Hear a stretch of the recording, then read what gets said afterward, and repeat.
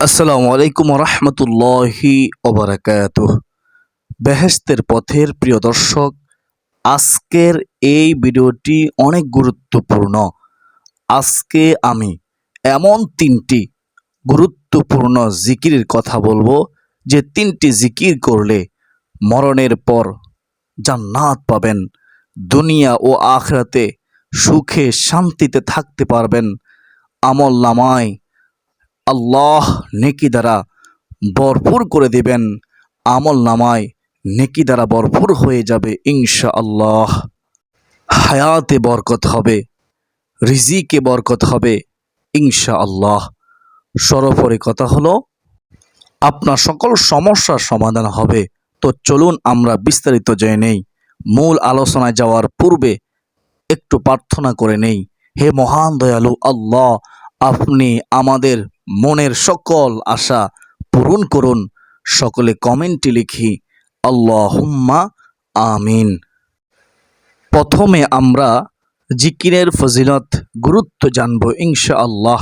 তারপর সেই ফজিলতপূর্ণ তিনটি তাসবিহ, তিনটি জিকির জানব ইনশাআল্লাহ। বেহেশতের পথের সুপ্রিয় দর্শক, জিকিরের ফজিলত ও গুরুত্ব কোরআন ও হাদিস দ্বারা প্রমাণিত। শুনলে বুঝতে পারবেন। ইসলামে জিকিরের ফজিলত ও গুরুত্ব অপরিসীম, কারণ জিকির হলো আল্লাহর নৈকট্য অর্জনের সবচেয়ে সহজ ও কার্যকরী মাধ্যম। পবিত্র কোরআন ও বিশুদ্ধ হাদিসে জিকিরের অসংখ্য আত্মিক, মানসিক ও পরকালীন উপকারের কথা বর্ণিত হয়েছে। এক নম্বরে হলো, আল্লাহ তাআলা স্বয়ং জিকিরকারীকে স্মরণ করেন। কোনো বান্দা যখন আল্লাহকে স্মরণ করে, আল্লাহ রব্বুল আলামিনও সেই বান্দাকে স্মরণ করেন। একজন সাধারণ মানুষের জন্য এর চেয়ে বড় সৌভাগ্য আর কি হতে পারে? আর কিছু হতে পারে না। কোরআনের দলিল, আল্লাহ তাআলা ইরশাদ করেন, সুতরাং তোমরা আমাকে স্মরণ করো, আমিও তোমাদের স্মরণ করব। সূরা আল বাকারা, আয়াত হচ্ছে 152। হাদিসের দলিল, রাসূলুল্লাহ সাল্লাল্লাহু আলাইহি ওয়াসাল্লাম তিনি ঘোষণা করেন, আল্লাহ তাআলা ঘোষণা করেন যে, বান্দা আমার প্রতি যেমন ধারণা পোষণ করে, আমি তার সাথে তেমনই আচরণ করি। সে যখন আমাকে স্মরণ করে, আমি আল্লাহ তার সাথে থাকি। বলুন না সুবহানাল্লাহ। সে যদি আমাকে মনে মনে স্মরণ করে, আমিও তাকে মনে মনে স্মরণ করি। আর সে যদি আমাকে কোনো মজলিসে, জনসম্মুখে স্মরণ করে, তবে আমি আল্লাহ তাকে তাদের চেয়ে উত্তম মজলিসে ফেরেশতাদের মাঝে স্মরণ করি। বলুন না সুবহানাল্লাহ। সহিহ বুখারী শরীফ, হাদিস নম্বর হচ্ছে ৭৪০৫ নম্বর হাদিস। সুবহানাল্লাহ। অন্তরে প্রশান্তি লাভ। আজকের অশান্ত পৃথিবীতে মানসিক শান্তি ও স্থিরতা পাওয়ার সবচেয়ে বড় মহা ঔষধ হলো আল্লাহর জিকির। কোরআনের দলিল, মহান আল্লাহ তাআলা বলেন, জেনে রেখো আল্লাহর জিকির দ্বারাই অন্তরসমূহ প্রশান্ত হয়, অন্তরে শান্তি আসে, অন্তর থেকে অশান্তি দূর হয়ে যায়। সুবহানাল্লাহ। সূরা আর রাদ, আয়াত হচ্ছে ২৮। ৩ নম্বরে, জিকিরকারী জীবিত আর জিকিরহীন ব্যক্তি মৃতের সমতুল্য। শুনেন, জিকির মানুষের আত্মাকে সজীব রাখে। যে হৃদয়ে আল্লাহর জিকির নেই, ইসলামে তাকে মৃতদেহের সাথে তুলনা করা হয়েছে। সে মৃত, তার কলব মৃত। নাউজুবিল্লাহ।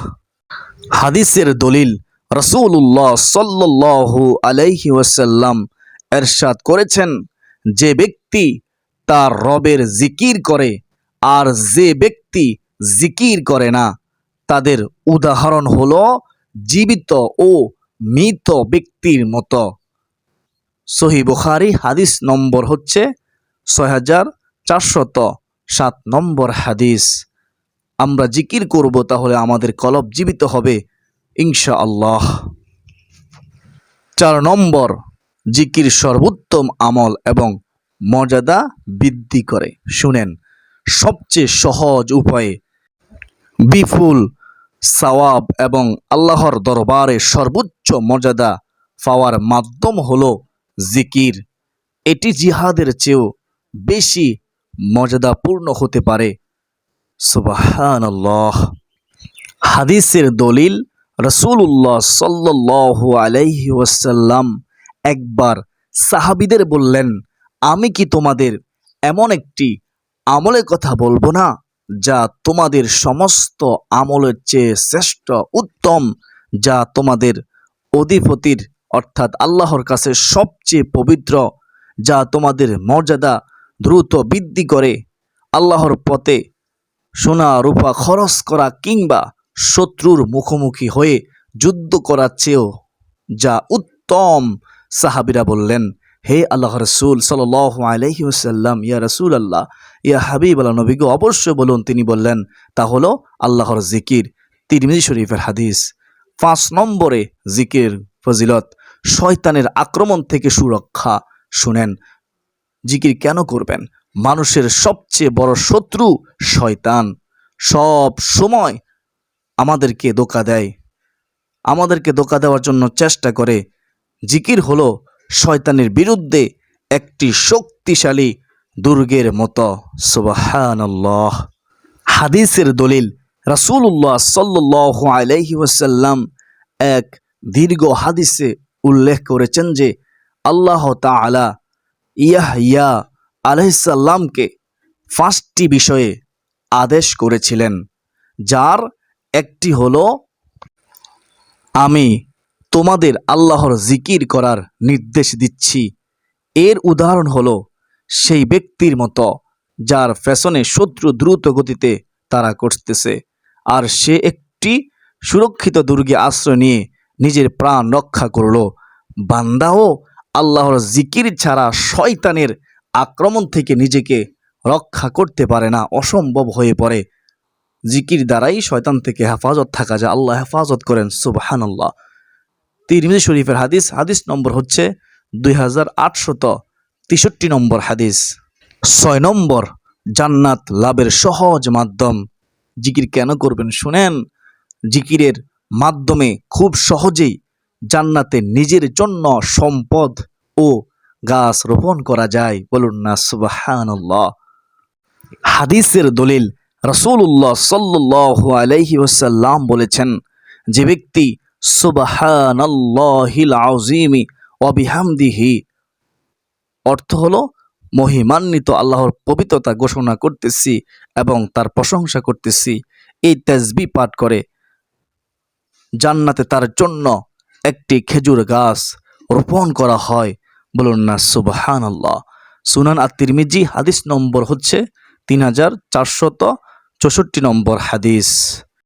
বেহেশতের পথের ইউটিউব চ্যানেলের সুপ্রিয় দর্শক শ্রোতা, তো এতক্ষণ পর্যন্ত আপনারা জিকিরের ফজিলত, গুরুত্ব শুনেছেন। সবাই বলি আলহামদুলিল্লাহ। কমেন্টে লিখুন ইনশাআল্লাহ আমরা জিকির করব। এখন আমরা সেই ফজিলতপূর্ণ 3টি তাসবিহ জিকির জানব ইনশাআল্লাহ।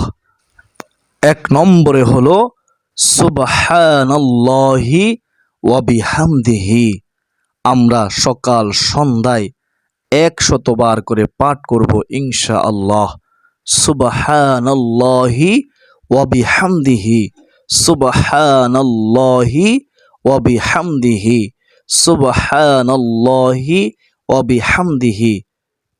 সুবহানাল্লাহি ওয়া বিহামদিহি পাঠের ফজিলত অপরিসীম এবং এটি আল্লাহর নিকট অত্যন্ত প্রিয় একটি জিকির।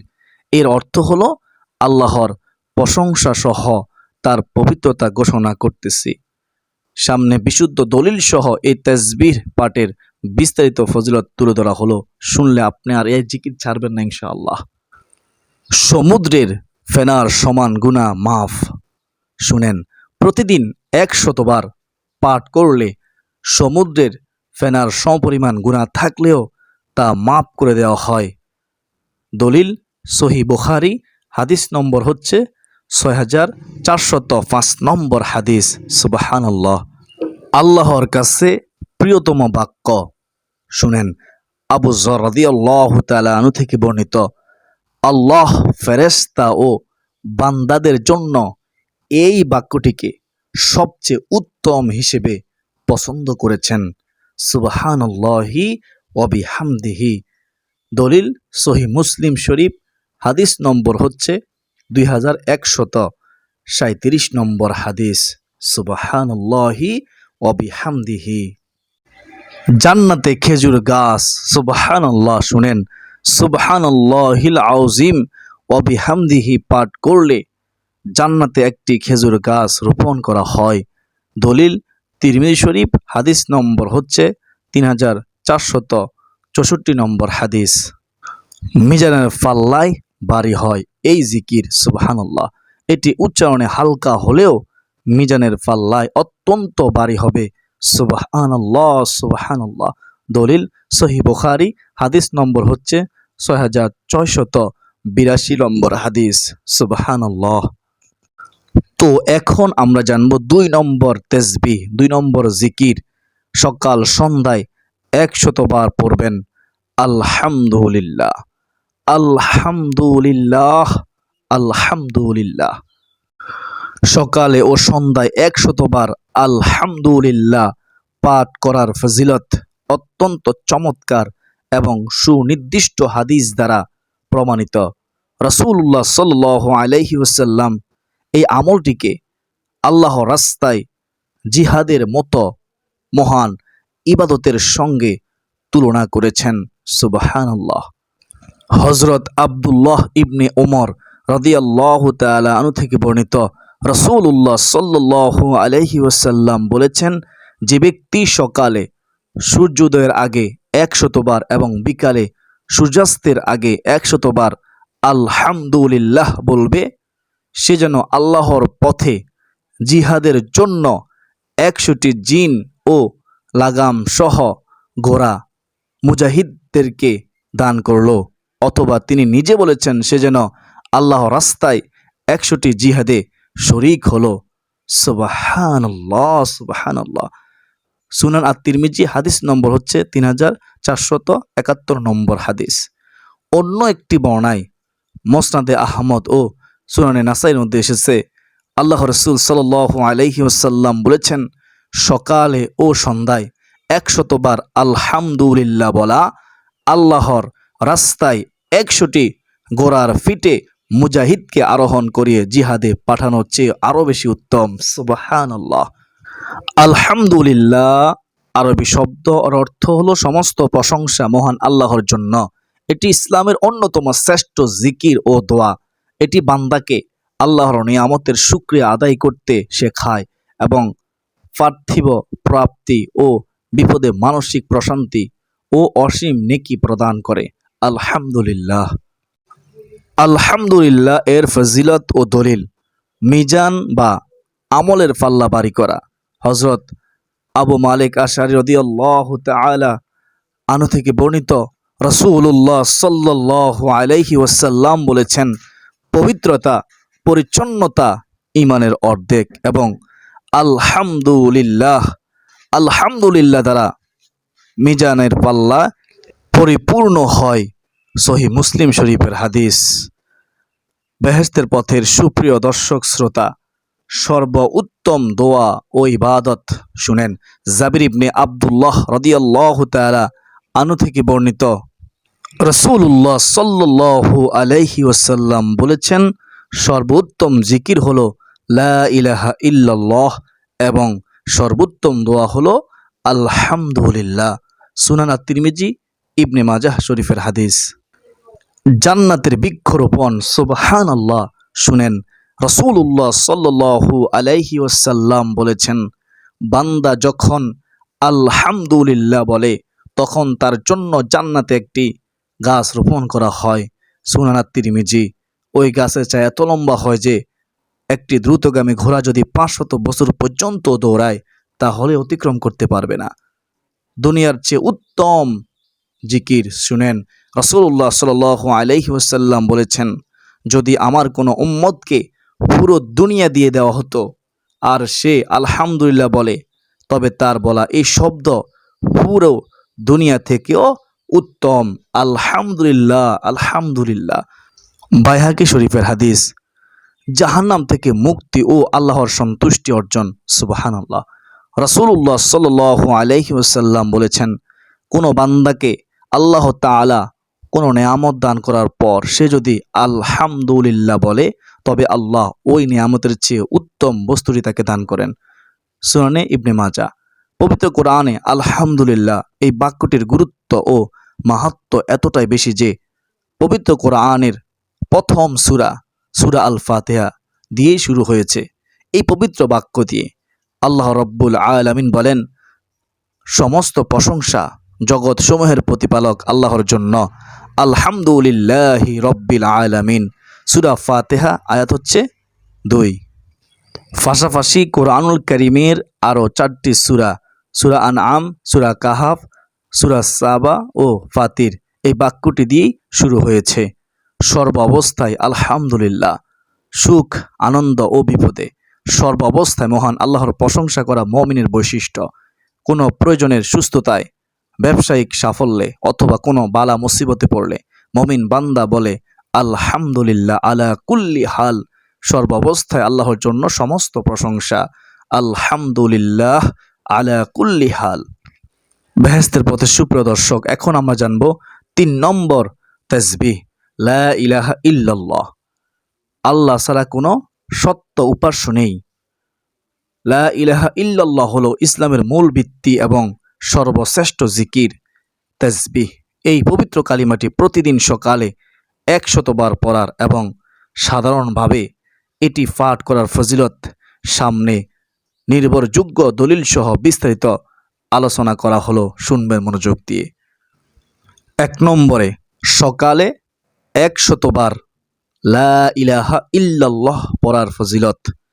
সকালে বা দিনে 100 বার এই জিকিরটি পাঠ করার ব্যাপারে 2টি শক্তিশালী ও বিখ্যাত হাদিস রয়েছে। এর ফজিলত অপরিসীম। লা ইলাহা ইল্লাল্লাহ এর তাসবিহ, এর জিকিরের ফজিলত, গুরুত্ব অপরিসীম, যা বর্ণনা করে শেষ করা যাবে না। সুবহানাল্লাহ। 100টি দাস মুক্তির সওয়াব ও আমলের শ্রেষ্ঠত্ব। হযরত আব্দুল্লাহ ইবনে ওমর রাদিয়াল্লাহু তাআলা আনহু থেকে বর্ণিত, রাসূলুল্লাহ সাল্লাল্লাহু আলাইহি ওয়াসাল্লাম বলেছেন, যে ব্যক্তি সকালে ও বিকালে, সূর্যোদয়ের আগে ও সূর্যাস্তের আগে 100 বার লা ইলাহা ইল্লাল্লাহ পাঠ করবে, সে যেন হযরত ইসমাইল আলাইহিস সালামের বংশধরের মধ্য থেকে 100টি দাস মুক্ত করল। সুবহানাল্লাহ। এবং ওই দিন তার চেয়ে বেশি আমল আর কেউ আল্লাহ দরবারে পেশ করতে পারবে না, কেবল সে ব্যক্তি ছাড়া যে তার চেয়ে বেশি বেশি করে এটি পড়েছে। দলিল সুনান তিরমিজি, হাদিস নম্বর হচ্ছে 3471 নম্বর হাদিস।